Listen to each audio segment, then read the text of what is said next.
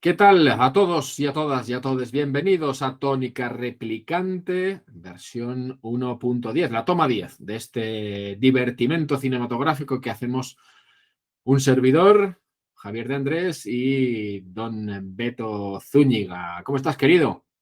Muy contento, como siempre. Hombre, por favor, que no nos falte la alegría y el alborozo Claro, la alegría cada de vez que vivir. hablamos de cine, pero lo primero es lo primero y vamos con nuestra pausa dramática.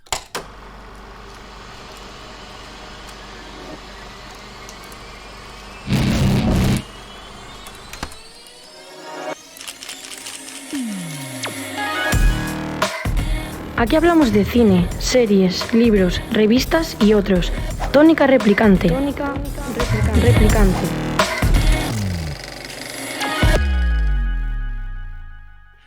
Y tenemos un programón hoy, un programa para ser el 10º. Vamos a hablar de una película mexicana que está de absoluta actualidad, que viene a poner el foco en uno de esos grandes problemas que no es solo de México, aunque sí que es verdad que se centraliza mucho ahí, está en todo el mundo. Es una película que se llama Ruido. Además, nuestro espectacular producer ha conseguido testimonio de la directora de la película que escucharemos aquí en Tónica Replicante.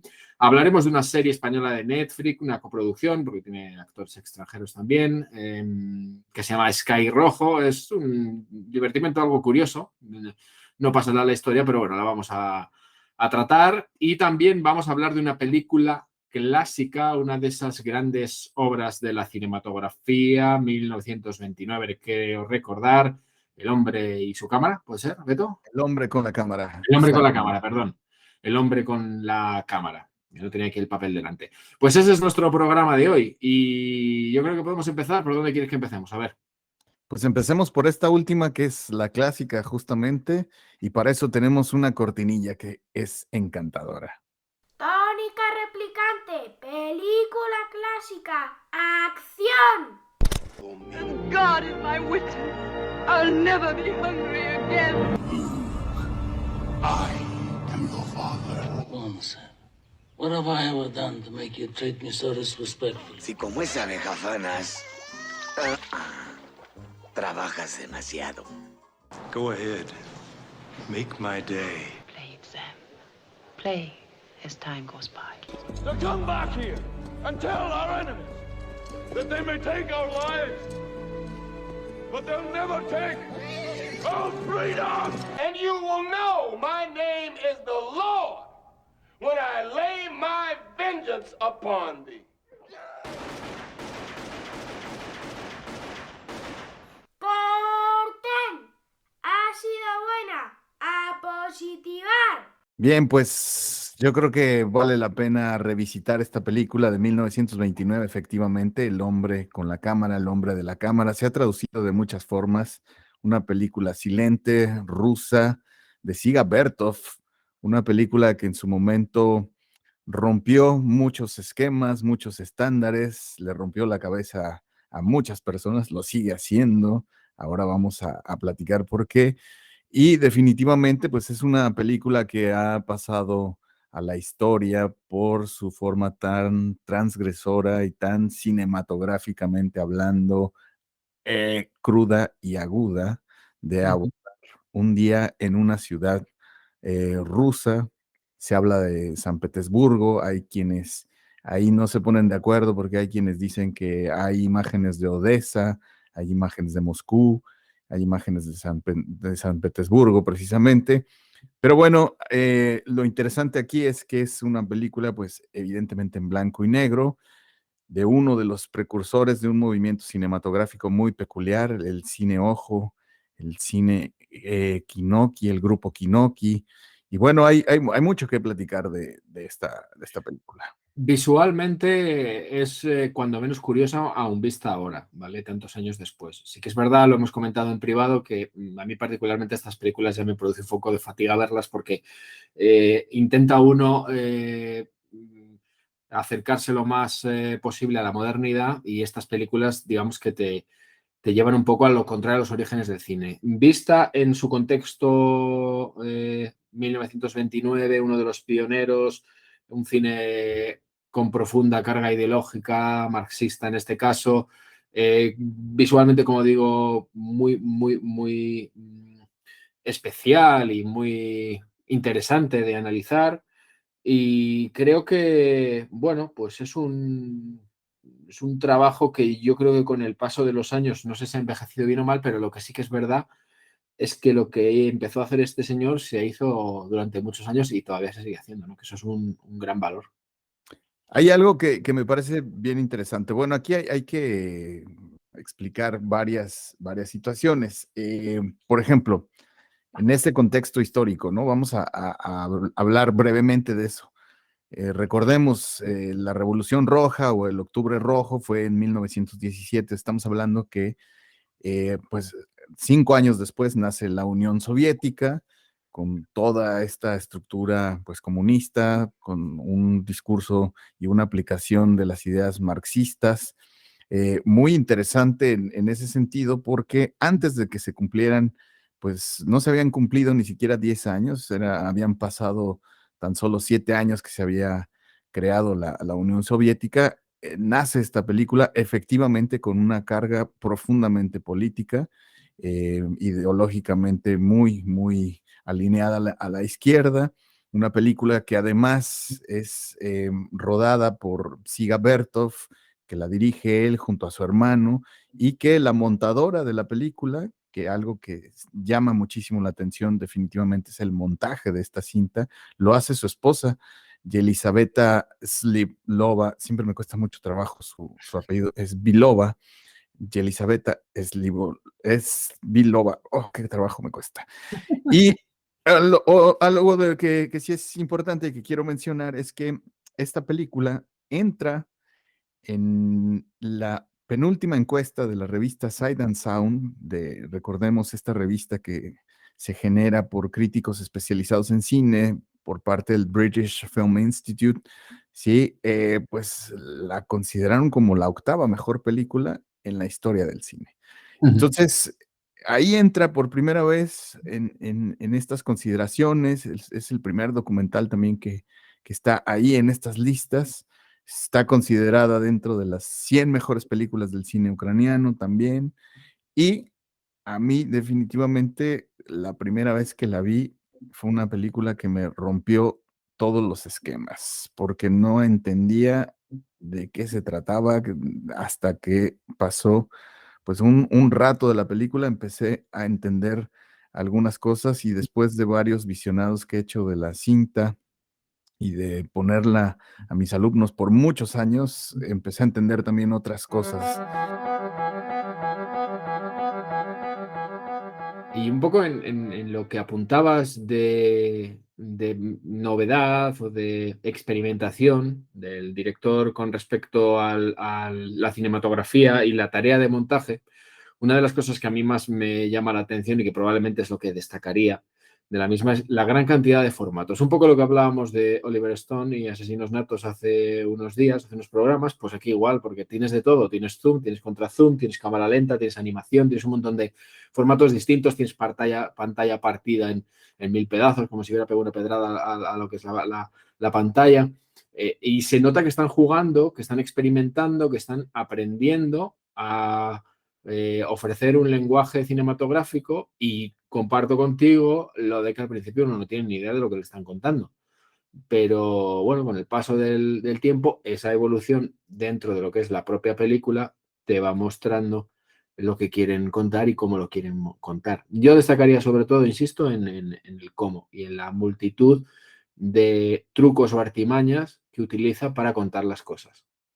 Fíjate que todo eso que mencionas, esta multiplicidad de técnicas y la parte de la falta de la ausencia de actores, de sets, etcétera, etcétera, o sea, estos mundos especialmente diseñados para que se filmen, para que se recreen escenas, etcétera, etcétera, tomando la realidad como base, genera definitivamente una visión única de cómo era ese mundo cotidiano. O sea, hoy vemos nosotros esa película y nos podemos dar cuenta de cómo, en términos infraestructurales, cómo funcionaba una ciudad rusa de ese contexto histórico al que estamos haciendo alusión, el que está retratando, y de alguna manera también se considera y se establece a sí misma la película como un documento histórico.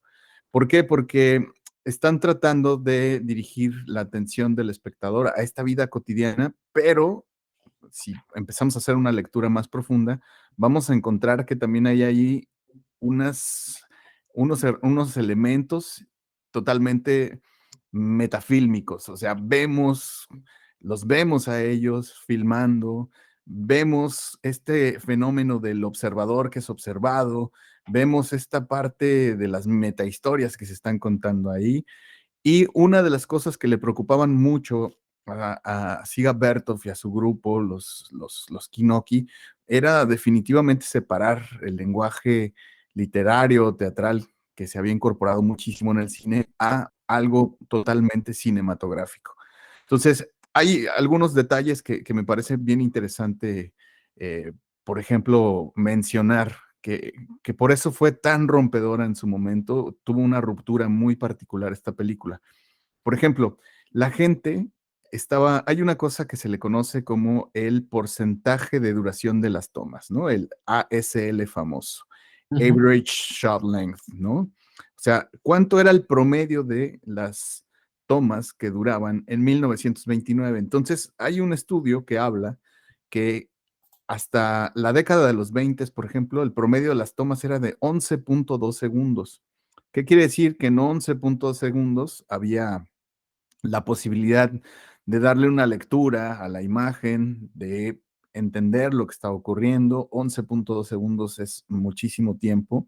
Y entonces este estudio decía, este hombre, Siga Bertov, con su película El hombre de la cámara, hizo que el promedio de la duración de los planos fuera de 2.3 segundos.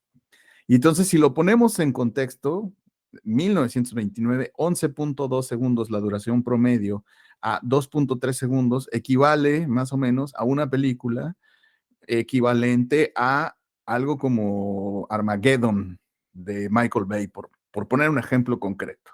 Entonces, a mí me parece que la estructura del montaje es lo que definitivamente te rompe la cabeza, que no terminas de entender qué es lo que está pasando, pero con el paso del tiempo te van cayendo como algunos 20.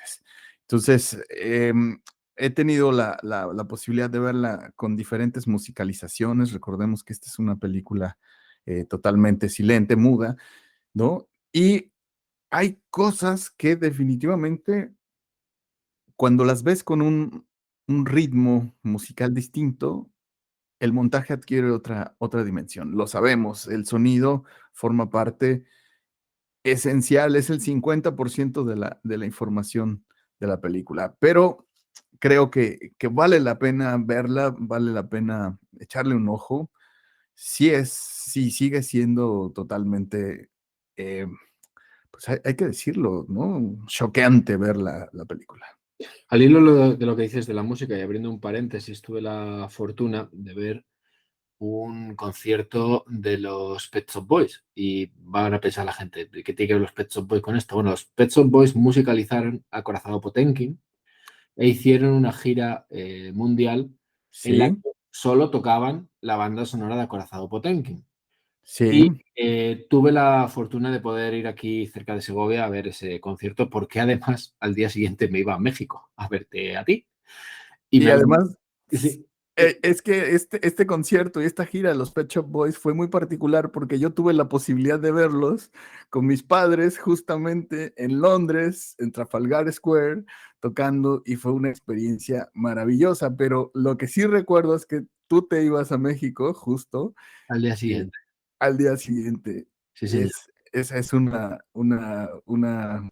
coincidencia muy interesante, que además ya hablaremos en su momento del Sí, porque acorazado además Potemkin. es que el cine soviético de los principios es, independientemente de la carga ideológica, porque yo creo que todas las películas soviéticas, bueno, incluso hasta las actuales, tienen todas una carga ideológica muy importante. Ahora ya no son soviéticas, lógicamente, pero son rusas o ucranianas además. Pero quiero decirte que en estos tiempos eran todas y tenían una carga ideológica, y es que el cine se instrumentalizó mucho como herramienta política. No solo lo hicieron los rusos, los nazis también lo hicieron. Ahí está Claro, la película maravillosa de Leni Riefenstahl, que también sí, hablaremos un día de ella. sí, Eh, sí, sí. pero pero quiero decirte que no deja de ser curioso que al poco de arrancar un fenómeno como el de la cinematografía, la gente o los directores o los políticos o los que mandaban en los diferentes sitios ya entendían que esta era una herramienta de propaganda más que importante. Claro, y que yo creo que se sigue utilizando en nuestros Totalmente, días, totalmente. De que hecho, sigue siendo un... ¿por qué tenemos a Santa Claus? ¿Por qué tenemos a la Coca-Cola? Claro, Artes, claro. en fin, Ahí, Halloween. ahí hay la carga política del cine no ha desaparecido, ¿no? A pesar de que hay mucha gente que intenta decir que no, que eso ya pasó de moda, no es cierto. Hay una, una parte muy simbólica de lo que vemos y yo creo que incluso hasta las películas más absurdas que nos podamos imaginar, ¿no? Estas comedias aparentemente sin sentido también tienen una carga política importante, tienen algo que validar, tienen un sistema político económico en el cual se desarrollan, en el cual pues están generando ahí un background o un poderoso antecedente, ¿no? En fin, eso no se salva, Es que pero ahí está. tienen muchas cosas que no pegan mucho en este programa, pero cuando hablamos de ese sistema económico, todos tenemos en mente que el capitalismo es un poco el leitmotiv o la filosofía del Hollywood desde los orígenes prácticamente también. Nos lleva Claro. a consumir, además a consumir lo americano, las Sí, sí, tradiciones por supuesto. americanas y todo. Entonces, bueno, nosotros somos tan tontos que hemos comprado esa motivación porque era la única que teníamos y entonces, claro, era ver Ha sus... sido un referente, ¿no? Estamos de acuerdo en que Disney, Es que ahí iba a ir a eso yo precisamente, justo, al tío Gilito. ¿Cómo lo llamabais en México? Al... Mickey Mouse o quién. No, es en Pato Aventuras, en DuckTales, es el patriarca, digamos, el que va con el Ah, dinero a el todas Rico partes. McPato. Ese. Rico. Aquí le llamaban en España Tío Gilito. El tío Gilito, sí. Qué fuerte. ¿Y Tío cómo se llamaba? Gilito. ¿Cómo no te escuchaba? Rico McPato. Ese. Rico McPato. Eso. Sí, ya hablaremos algún día de la... Hay una teoría muy extendida que dice que Disney empezó a meter las cuestiones de capitalismo con sus películas y bueno, uno de estos protagonistas, el McPato este que dices tú, que es que es verdad que se llama así, pero aquí le llamamos el tío Gilito, Claro.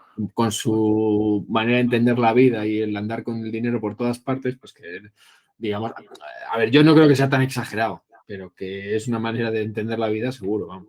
No creo que nos hayamos hecho capitalistas en Europa por ver al tío Gilito, ¿sabes? No sé. No, pero sí hay como estos establecimientos de status quo, ¿no? Que se Sí. van generando, o sea, a través de arquetipos, de personalidades, o sea, pensemos en los westerns, ¿no? Las películas de charritos, de vaqueros, o sea, Sí. todo lo que fueron como estableciendo, ¿no? El cine va estableciendo estereotipos, arquetipos de formas de consumo y entonces me queda muy claro que, aunque no es el único ahora, la televisión lo hizo en su momento, las redes sociales lo están haciendo ahora, Sí. y yo creo que podríamos hablar muchísimo de esto. Alguien por ahí, volviendo a la película que estamos analizando el día de hoy, bueno, recomendando El hombre con la cámara de Siga Bertov, decía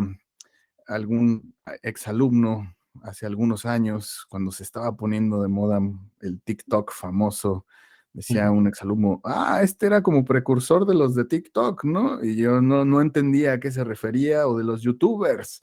Sí. Entonces le preguntaba a qué se refería, y entonces me enseña un video, ¿no? De un chico, un YouTuber mexicano, que era muy famoso, que en realidad lo que hacía es lo que hace cualquier youtuber el día de hoy o cualquier TikToker, que es realmente hacer cortes directos, secuencias de cortes directos muy rápidas, ¿no? Entonces, este chico asoció rápidamente a Siga Bertov el montaje, este montaje que es estupendo, que además hizo su mujer, que además de verdad vale muchísimo la película justo por el trabajo de Yelisaveta Svilova, lo dije bien, Svilova. Y entonces aquí lo interesante es que hay toda una influencia y generó algo muy interesante este experimento. No dejó de ser un experimento en su momento y además el propio Siga Bertov hizo un manifiesto que puso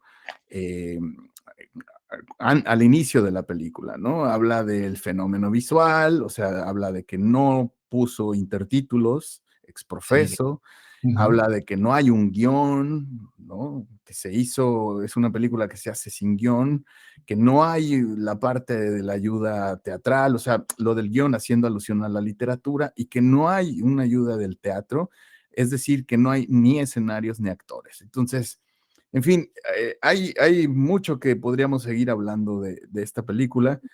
Ahí está. Se puede ver en diferentes lugares. En mi querido Filming se puede ver, pero también en la página, fíjate que, y aprovechamos para hacer esta recomendación, hay una página que se llama Archive, con V, archive.org, archive.org, donde se pueden consultar grandes obras de la cinematografía. Es un depositorio interesante de películas y de muchas cosas que están por ahí en internet. Fíjate, también está en YouTube, también para el que sea un usuario Sí, más vulgar, iba a decir, pero menos cinéfilo quizá, o que tenga menos tiempo para andar buscando, en YouTube está. sí, en YouTube está ahí. Estaba pensando una cosa, perdón que te interrumpa, estaba viendo una serie de fotogramas del hombre de la cámara y claro, Sí. uno echa para atrás y ve que el perro andaluz de Buñuel es del 28. A mí me da la impresión de que Bertov había visto el perro andaluz. Mira, hay algo que, hay una obra,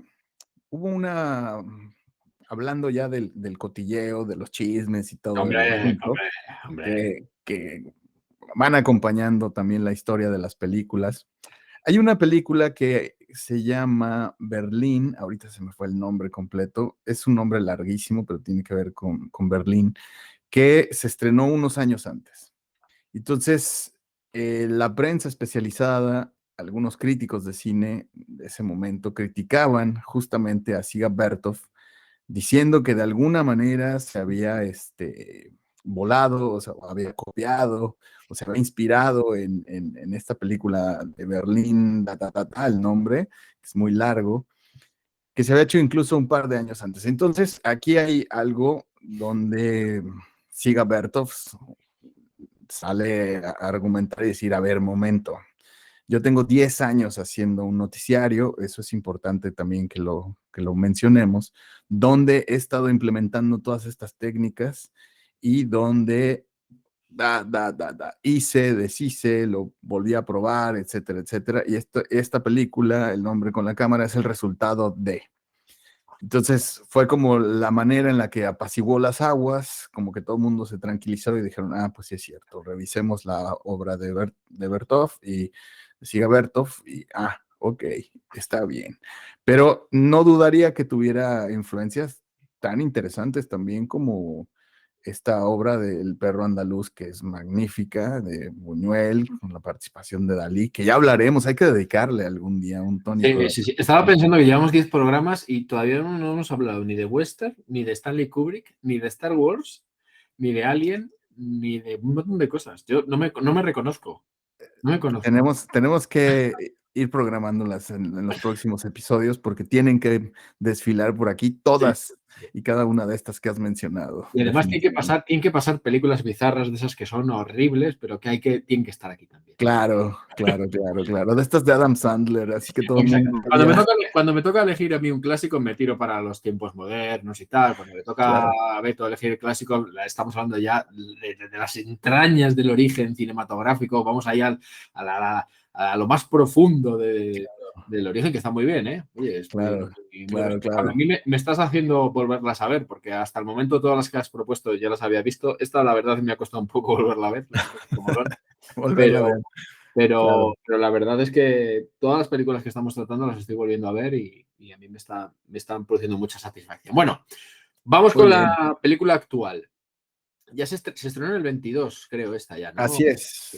Es una película del 2022 y la hemos traído aquí porque Beto ha conseguido el contacto de la directora y hemos podido formularle vía nuevas tecnologías una serie de preguntas para que nos cuente un poco los pormenores de la película. Pero vamos primero con hablarles de Ruido, que es una película dirigida por Natalia Beristain, que ha trabajado en La Costa de los Mosquitos, que es una serie, por cierto, que estoy viendo, y está protagonizada por Julieta Egurrola, de Profundo Carmesí, que también es una película que se podría perfectamente comentar en Sin duda. este espacio.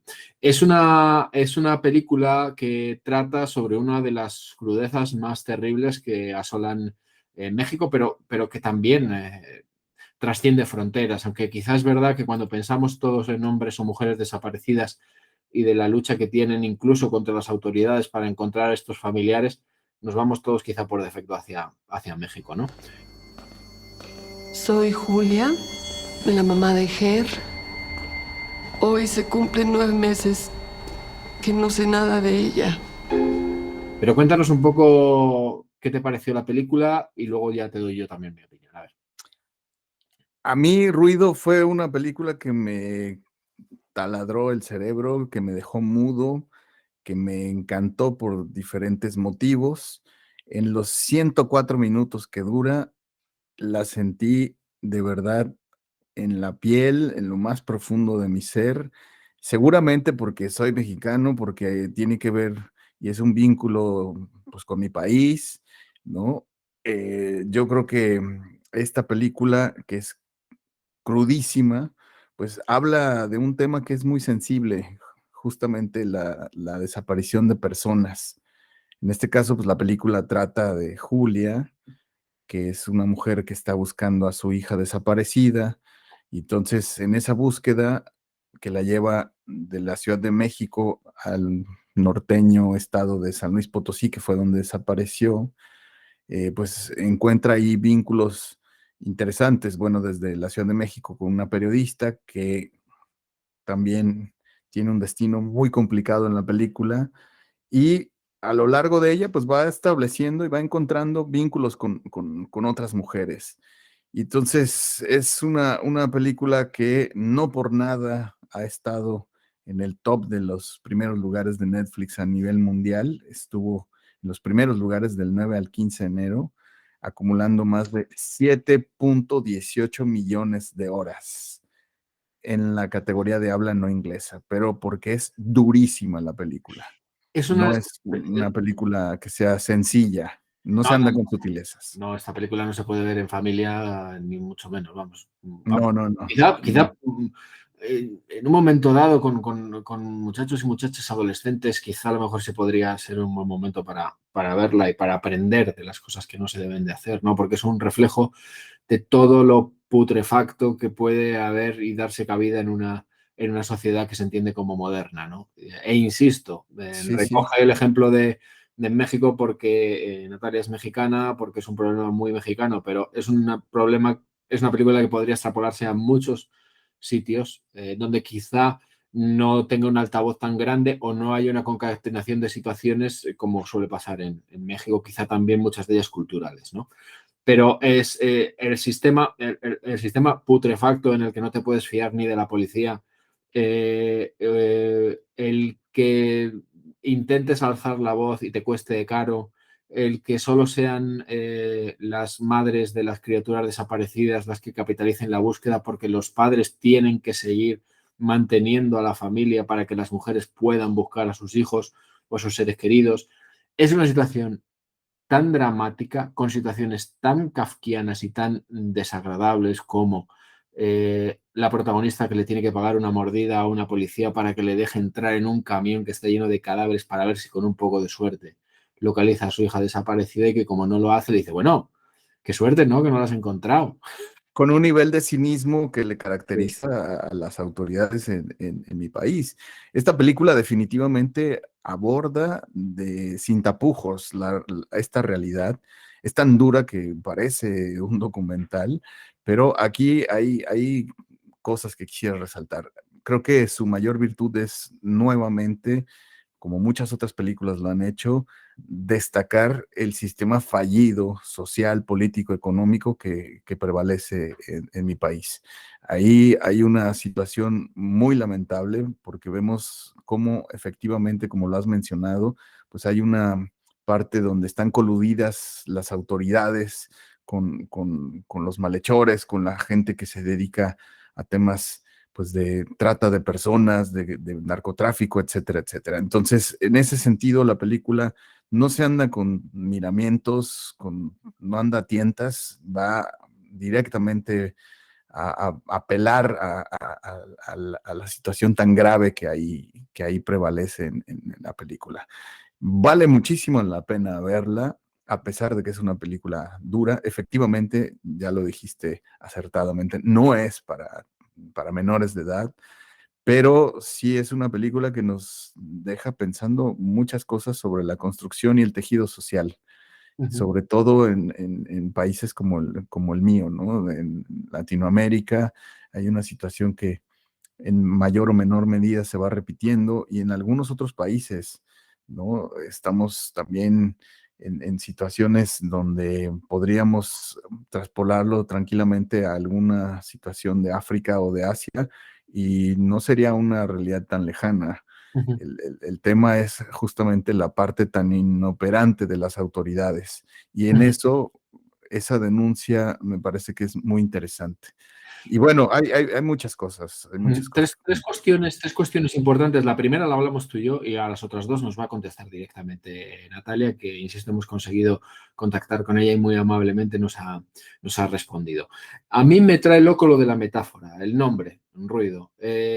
Porque durante mucho tiempo del metraje no terminas de entender por dónde va, pero en la última secuencia ya lo descubres, ¿no? Y en una serie de planos en las que se ve a la protagonista quizá fuera de contexto o en un ambiente diferente al que se nos está contando, ¿no? Pero ¿tú cómo interpretas lo de la metáfora? ¿Tú cómo entiendes ese título de ruido con una temática como esta, que lo que pretende efectivamente es hacer ruido para intentar paliar la situación? Yo creo que el nombre está vinculado al efecto que produce que desaparezca un familiar tuyo.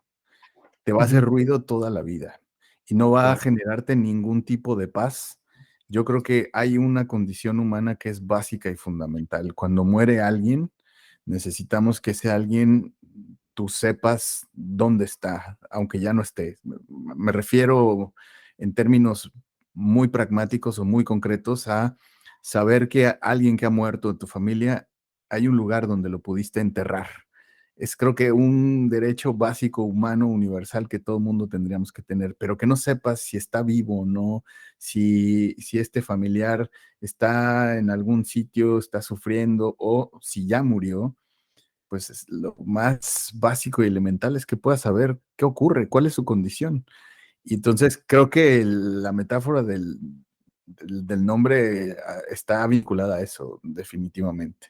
O sea, no vas a poder tener paz de ninguna manera hasta encontrarlos, ¿no? Por eso está ahí el ruido a todo.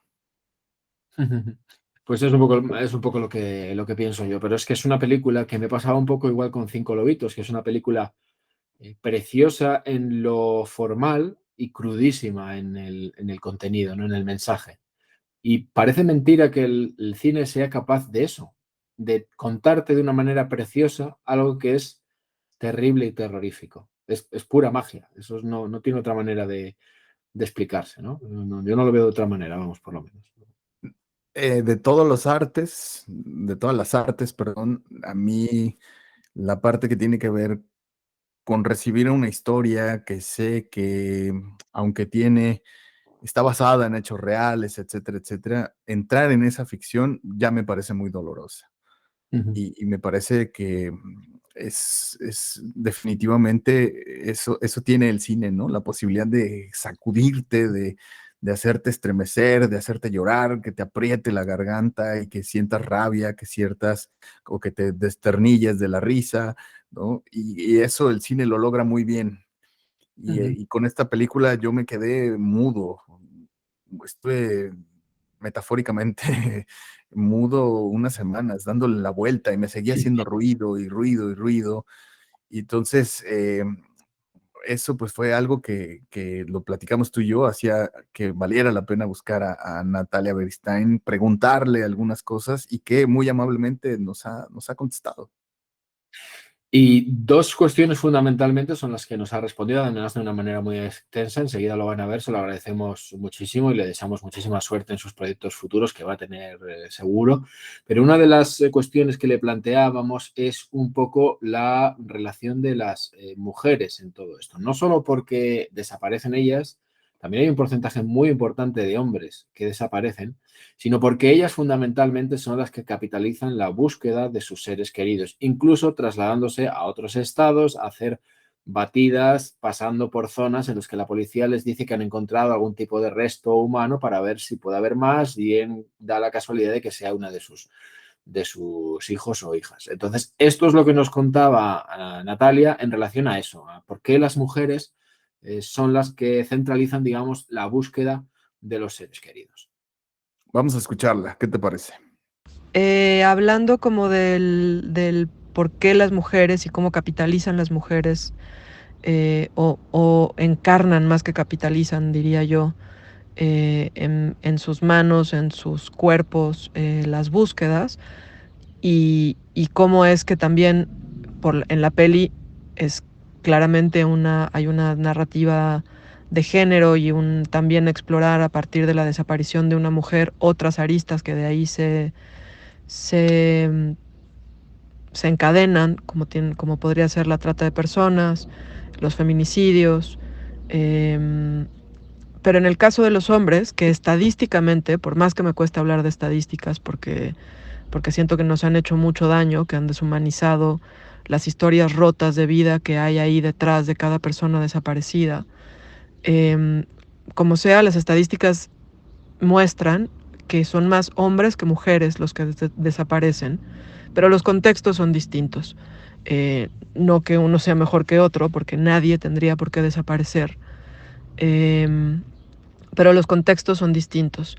A muchos hombres, jóvenes, niños, los levantan, los desaparecen, y hay muchísimas razones. Dependerá de la geografía en la que suceda, de más o menos qué zona del país, sobre qué administración está en tal o cual zona, cuál es el cambio del poder en el crimen organizado que esté operando en ese momento, en fin. Pero en general se levantan hombres que son llevados a trabajar en campos de amapola, que son llevados a su vez también como escoltar y pimpear un poco a las mujeres que también son levantadas y puestas en su caso en un trabajo de sexo servicio o con trata de personas. Los hombres son levantados también para llevarlos a las filas del crimen organizado. En fin, hay como muchas aristas que, insisto, van moviendo y mutando conforme el tiempo va pasando y las realidades de cada contexto se van moviendo. ¿Y por qué son las mujeres las que encarnan? Pues evidentemente también estoy generalizando, pero también hay una postura y un punto de vista muy personal en donde me importa decir, creo que sobre todo son las mujeres las que están tomando en sus manos la resiliencia y la encomienda gigante de que el tejido social de este país no se caiga a pedazos. Y hay muchas razones para ello también, económicas incluso, para que las mujeres, las buscadoras, puedan salir a la calle y dedicar su vida a la búsqueda. Pues alguien se tiene que quedar en la casa y sostener económicamente la familia rota que quede, pero la familia, la renta, la comida, o simple y sencillamente también porque hemos sido todos y todas atravesados por una educación patriarcal en donde los hombres no saben trabajar con su vulnerabilidad, con su miedo. Insisto, estoy generalizando. Pero estas sensaciones están ahí a flor de piel en la búsqueda en campo.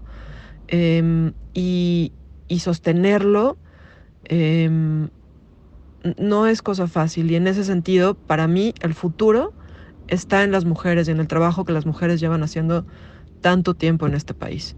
Pues ha sido muy, muy clara, ¿verdad? Porque estamos hablando de una cuestión cultural, estamos hablando de una cuestión económica, porque los hombres tienen que seguir manteniendo a las familias y pueden, como estamos hablando de una sociedad, la mexicana que en este caso tiene al hombre como el sustento de la familia en la mayor parte de los casos o en buena parte de los casos, pues ellas son las que se encargan de seguir el día a día de la búsqueda de la familia y él es el que se encarga de mantener la familia. Es curioso porque hay un momento en que la mujer protagonista le reprocha a su pareja que parece que no sienta la pérdida de la hija, ¿no?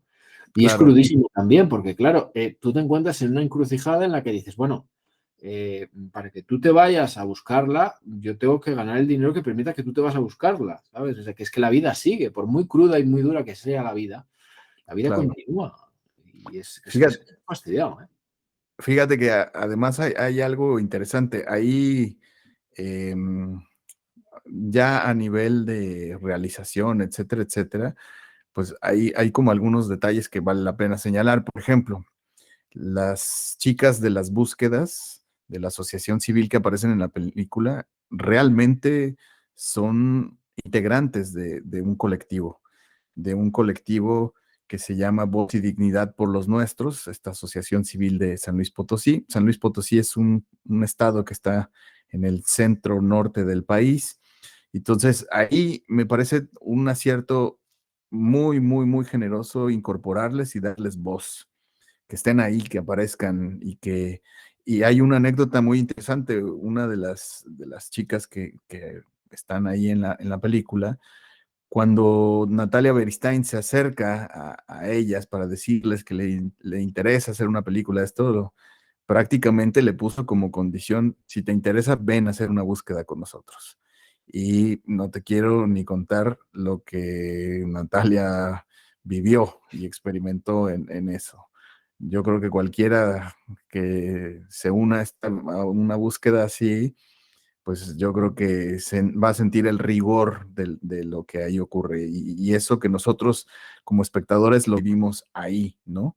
Pero algo que me parece también un acierto muy interesante es que tanto las chicas de esta asociación civil como la propia película hace mucho énfasis y subraya que el objetivo no es victimizar a nadie. Y de hecho las vemos bailando, las vemos cantando en una escena que me parece muy interesante, que de alguna manera quita como la válvula de la olla express, le quita la válvula a la olla. Entonces descansas un poco, ¿no? De tanta tensión.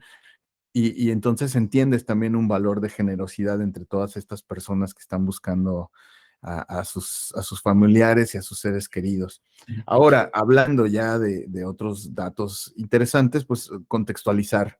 La protagonista, que está magnífica, es ni más ni menos que pues la mamá en la vida real de Natalia Beristain.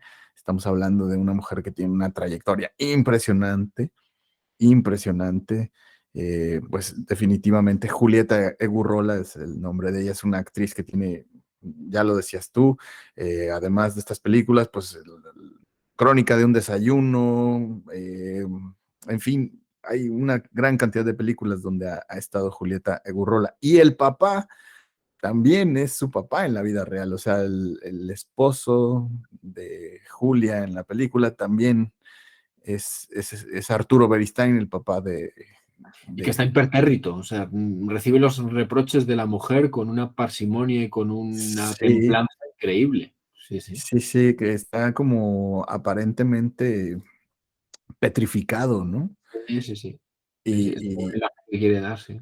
Ujú. y es muy interesante. Bueno, además de Julieta Gurrola, Arturo Beristain, también está por ahí la interpretación de Teresa Ruiz, que me parece magnífica interpretando a la periodista. Teresa Ruiz también tiene una trayectoria interesante. Estuvo en la serie de Narcos, México. Estuvo en la serie de Luis Miguel, de Marksman, etcétera, etcétera.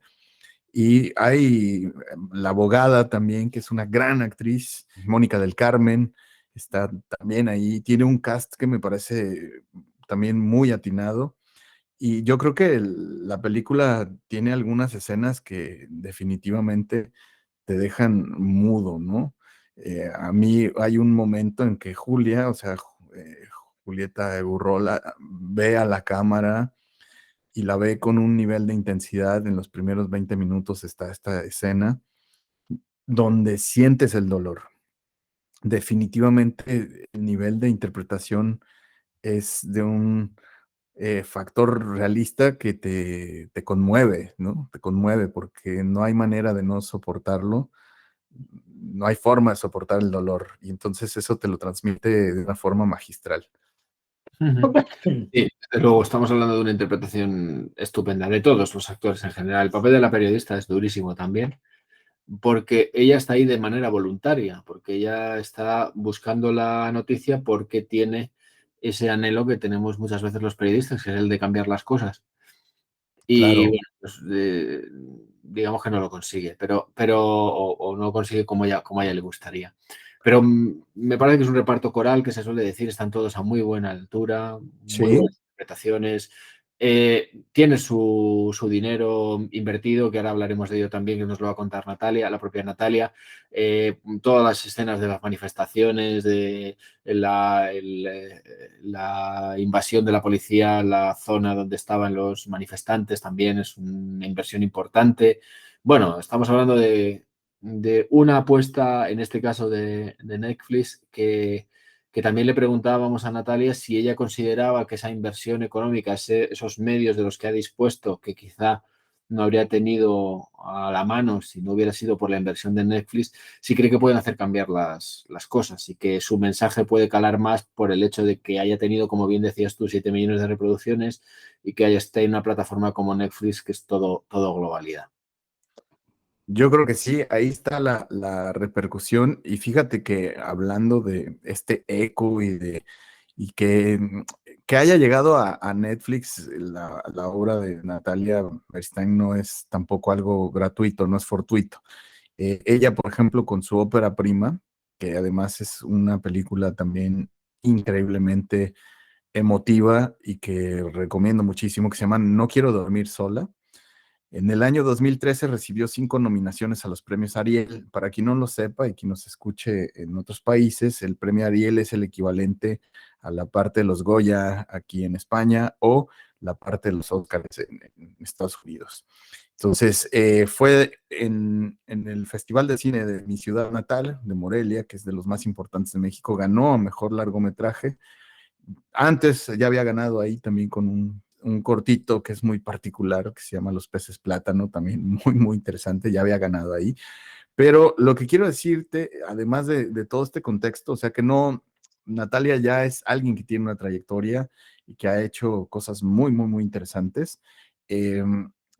No sé, ¿con qué te quedas tú de esta película? ¿Qué imagen, qué escena es la que más te... Es que a mí todo lo que tiene que ver con la corrupción policial me pone muy nervioso, ¿sabes? Y yo con esa frialdad tan tremebunda en la que la oficial de policía acepta sin ningún rubor una mordida, que la acompaña al cajero automático para, no te preocupes, yo te llevo al cajero automático para que saques el dinero para pagarme. Aquí te protejo, ¿no? Y aquí No te vayan a robar. no te van a robar. Y que luego sin ningún pudor y a la vista de todo el mundo en medio de un aparcamiento le da el dinero para que le lleve a un sitio donde han encontrado un tráiler lleno de cadáveres y que le dice, pasa, no te preocupes que yo estoy aquí fuera esperando, no sea que vayas a encontrar algo, ¿sabes?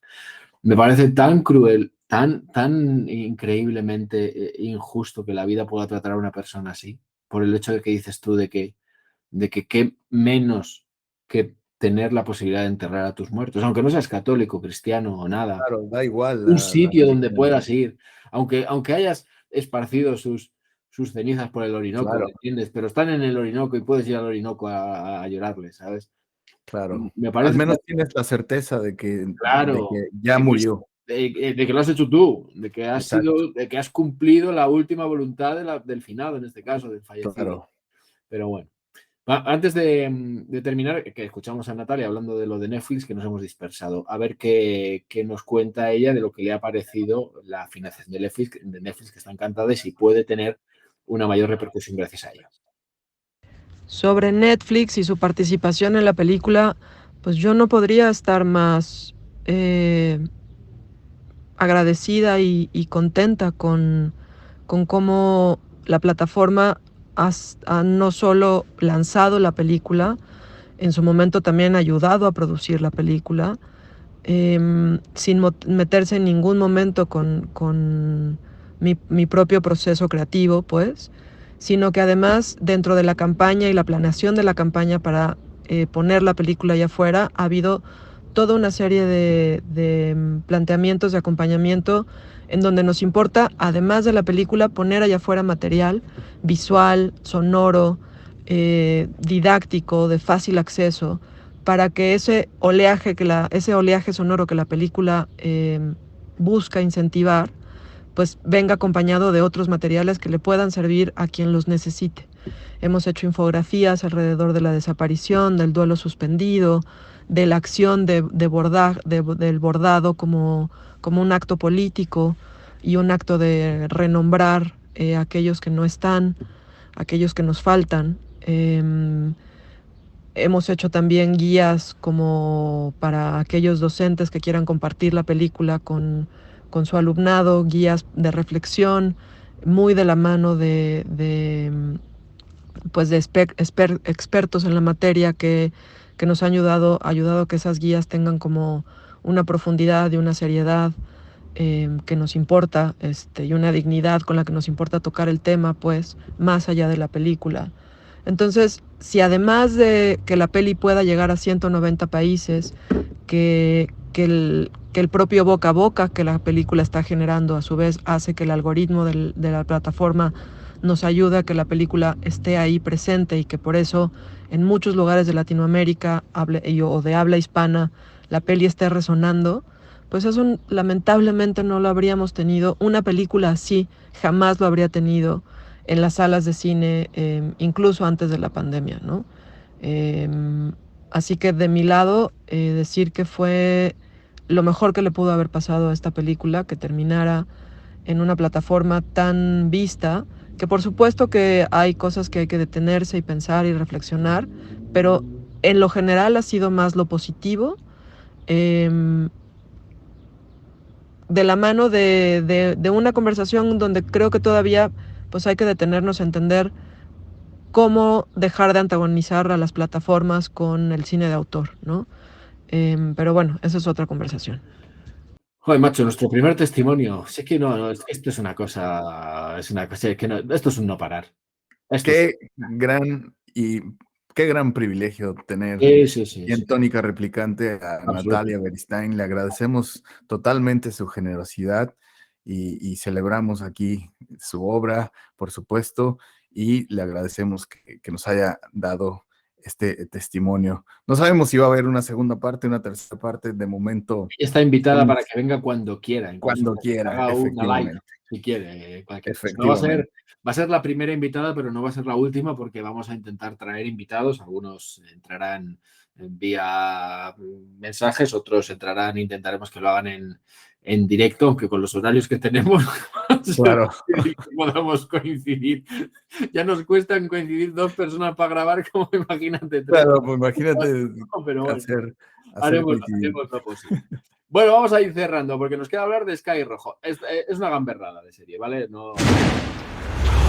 Este es mi club. Aquí pasamos las noches en un sofá de Sky Rojo intentando parecer lo suficientemente maravillosas para que unos tipos despreciables nos hagan el amor. No te vas a ir.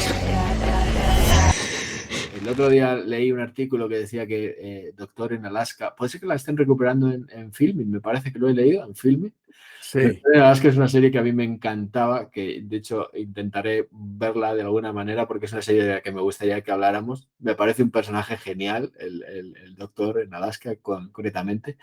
Y hablaremos de esa, como también tenemos que hablar de Cheers y bueno, de mil series también, de antiguas clásicas y modernas, ¿no? Pero me apetecía hablar de esta serie de Sky Rojo porque es una gamberrada visual, aunque la historia que cuenta, ojo, tiene su miga porque estamos hablando de un proxeneta que tiene un prostíbulo con un montón de muchachas que están en contra de su voluntad, que están supuestamente pagando una deuda para que las dejen en libertad pero nunca llega el momento, por mucho dinero que lleguen recaudando a costa de vender su cuerpo. Este proxeneta tiene una corte de sicarios a su alrededor que son capaces de hacer cualquier tipo de cosa. Las interpretaciones de algunos de los actores es fantástica. Asier Echendia me parece un actor soberbio. El resto ya no sé si están tan a la altura, pero me parece un actor soberbio. También aparece nuestro querido Luis Zaera en un momento dado. También aparece Miguel Ángel Silvestre, que no me gusta nada cómo interpreta, pero bueno, tiene su público, entiendo. Y luego las tres actrices fundamentales o principales, que son Verónica Sánchez, Lali Espósito y Jenny Prado, que son tres prostitutas que consiguen escapar de este proxeneta y que no solo escapan de él, sino que además se llevan como 4 millones y pico de euros que luego tienen que esconder en las 2 temporadas que tiene, porque son 2 temporadas cortitas además, porque he tenido la oportunidad de ver el último capítulo hace poco y me da la impresión de que ya no voy a ver más por cómo acaba la cosa, que no lo dejo ahí. Pero no sé si lo has podido ver, ¿qué te parece? O como visualmente, sobre todo, si te parece una gamberrada. Visualmente tiene, a ver, hay que destacar que visualmente tiene una fotografía muy, muy, muy peculiar. La corrección de color me encantó, debo decirlo. Pero a mí la serie me causa mucha risa. A ver. Es que es el propósito, yo creo. No sé si lo hacen de manera voluntaria o no, pero me causa mucha risa. No sé si el tono de la serie justamente sea ese, también un grado ahí de comicidad, porque de repente, a ver, no es como un spoiler ni mucho menos, pero prácticamente en el episodio 1 están pues tratando de escapar de su chulo, de su proxeneta, ¿no? Sí. De su padrote, como se dice en México. Y entonces, pues evidentemente ahí en esa ruta de escape, la parte de los cuerpos y los golpes y todo lo que ocurre ahí, a mí esas secuencias me dieron mucha risa, ¿no? Entonces ya no me pude tomar en serio la serie. Es el gran problema que tiene, es el gran problema que yo le veo, que creo que frivoliza con situaciones con las que no se puede frivolizar. Eso era lo que quería. Justo acabas de darle al clavo de lo que quiero decir. O sea, está proponiendo una situación que podría ser también plenamente denunciable, que es una situación que muchas mujeres viven o sufren por trata de personas, ¿no? En este caso, prostitución, etcétera, etcétera, y me parece que frivoliza. Y entonces te causan risa porque las situaciones que plantea hay como situaciones muy absurdas. Sí. Y entonces, a mí esa parte no me... Pero fíjate que yo me quedo con lo que te digo, me quedo con emplazamientos de cámara curiosos, con planos distintos, con una... El arte es espectacular. Sí, lo que es el prostíbulo en sí es un decorado, no sé si es un decorado, es un prostíbulo de verdad o un sitio así, pero está muy logrado, se nota que tiene dinero por detrás metido, que vamos a ver, es otra producción de Netflix como Amazon o como Apple, pues meten una pasta ingente con la que no ha contado nadie antes. Entonces, tienes un material para trabajar que es mucho mejor. Probablemente tengas a gente de arte que es la mejor de España, tengas a gente de sonido que es la mejor de España, porque el sonido es realmente bueno y en muchos exteriores, mucho coche, mucho ruido y sin embargo se escucha perfectamente. Y eso que 2 de las protagonistas, una es cubana y otra es argentina, los dialectos, los idiomas latinos, pues cuesta entenderlos muchas veces aquí en España, se entiende perfectamente. Bueno, estamos hablando... El diseño sonoro es muy bueno. Técnicamente, la serie me parece que está muy bien trabajada. Tiene una manufactura técnica muy decente. Y luego es verdad que es una exaltación de la violencia que es muy casposa. Quiero decir, intenta parecer lo que no es, intenta tomar a Tarantino y a Oliver Stone como referentes para el tratamiento de la violencia y no solo no lo consigue, sino que te da un poco de risa. Eso justo era lo que te iba a decir, o sea, no puedes tomarlo en serio porque no llega a estos niveles por más que trate de hacer o imitar o emular a un Tarantino, ¿no? Y entonces se queda en la parte, pues, chafa, ¿no? Cutre, y a mí me da mucha risa. Pero a mí lo que sí que me gusta es el formato. Son capítulos muy pequeñitos, o sea, son 3 temporadas, 8 capítulos de cada uno. Y lo que más me gusta, lo hemos hablado en este podcast de cine muchas veces, es la duración. Que sea de 25 minutos por episodio, me parece de verdad un acierto. Eso creo que ahí los creadores, Esther Martínez Lobato y Alex Pina, realmente ahí acertaron. Y a partir de ahí, pues entretenida, y lo que buscas cuando llegan las 10 de la noche y estás mirando qué hacer hasta que te entre el sueño, ¿no? 25 minutos y a dormir, ¿sabes? Claro.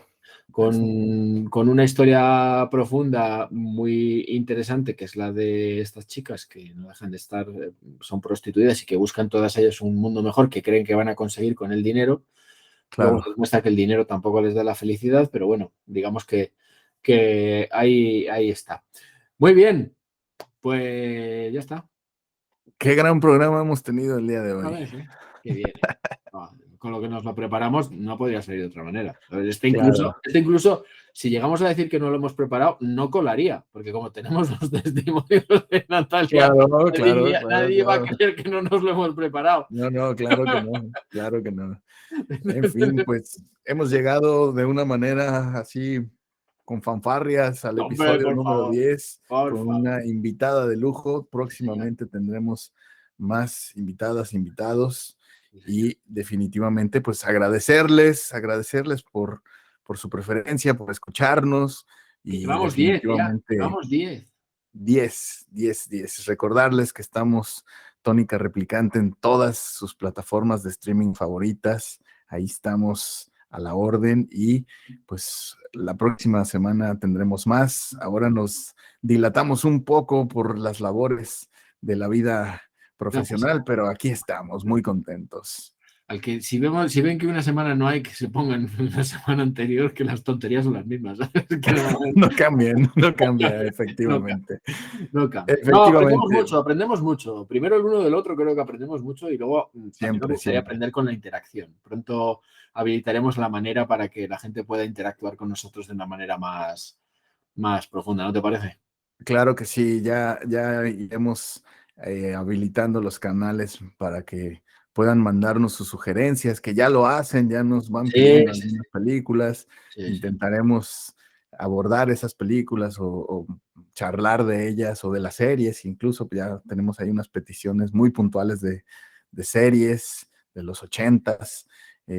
Incluso alguien por ahí me preguntaba, oye, ¿y no van a hablar de caricaturas? Pues no lo habíamos pensado, pero bueno, en su momento podríamos hacer alguna revisitar. En algún momento del universo Tónica Replicante tendremos que hablar de los Simpson, por ejemplo. Sí, por supuesto, y los Simpson y su repercusión. Incluso en las dotes adivinatorias que tienen los Simpson, que aciertan lo que va sucediendo en todo el mundo. No me extrañaría que hubieran acertado también lo del globo chino que ha pasado por todos los Estados Unidos. Seguramente. En fin, pues aquí estamos llegando al final de la edición número 10. Mi querido Javier de Andrés, como siempre, un placer. Un abrazote muy grande, saludos para todos, sean felices, nos escuchamos muy pronto.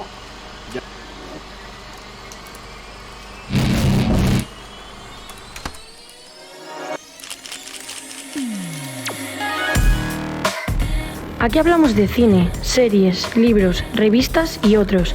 Tónica Replicante. Tónica Replicante.